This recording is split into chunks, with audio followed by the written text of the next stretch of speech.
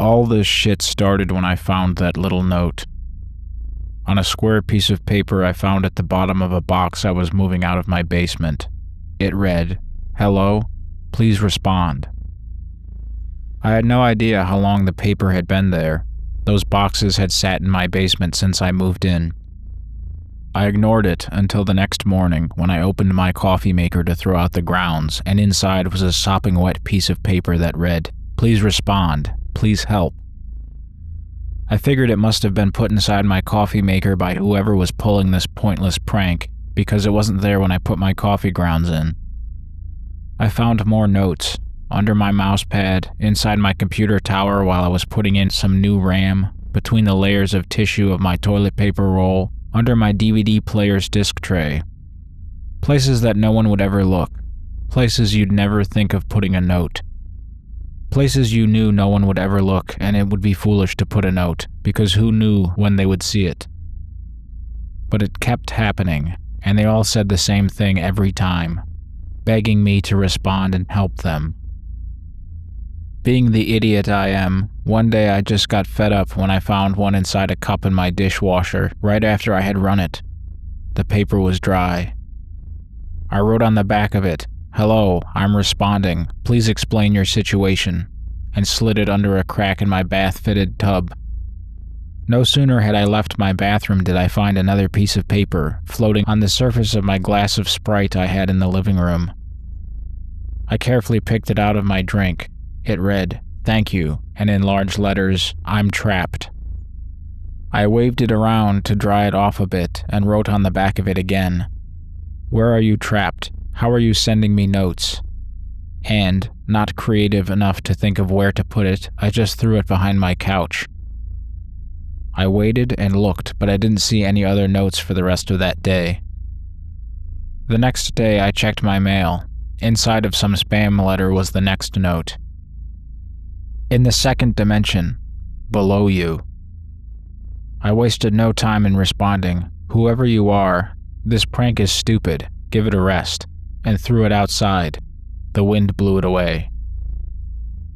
The next note I got was still in obnoxious capital letters, though it was much longer than before, and the last sentence seemed to have been squeezed into the remaining space. I think it was a passage from some encyclopedia or textbook.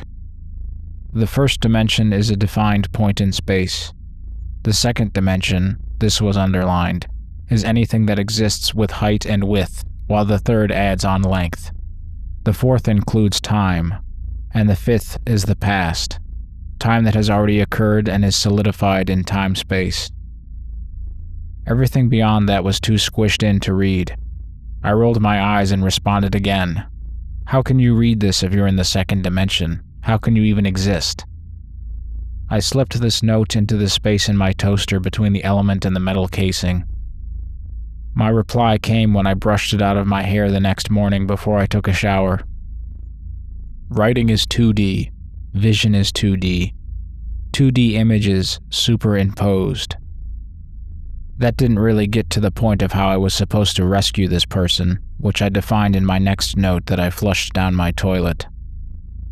"Make me 3D," was all that was on the new slip of paper I found inside of a chocolate bar I unwrapped later on.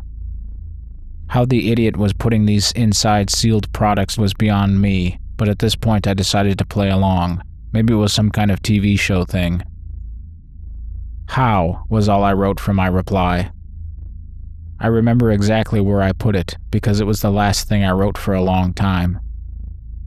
I put it in a crack between my length mirror and its wooden backing. As soon as I let go, it slid out of sight and I didn't see any papers again for a year and a half. Getting dressed one morning for work, I went into my room and adjusted my tie and shirt in my mirror. The same one, only it was now on the opposite side of my room. Looking into it, I noticed a square behind me on the wall.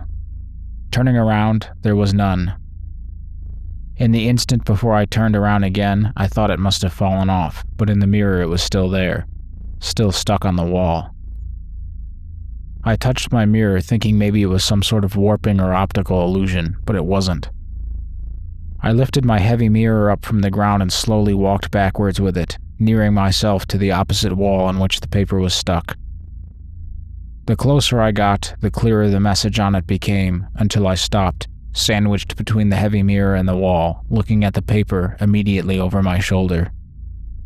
"Make you 2D, it said. I moved out of that house as soon as I could. After bunking at my girlfriend's for a while, I got rid of the mirror, the toaster, everything. My heart still skips a beat when I see any perfectly square piece of paper sitting on the floor all alone. I still live in fear that someday I'll open up a book or look in the inner lining of a jacket and a piece of paper will flop out. I check all my things now, constantly. I also don't drink coffee anymore.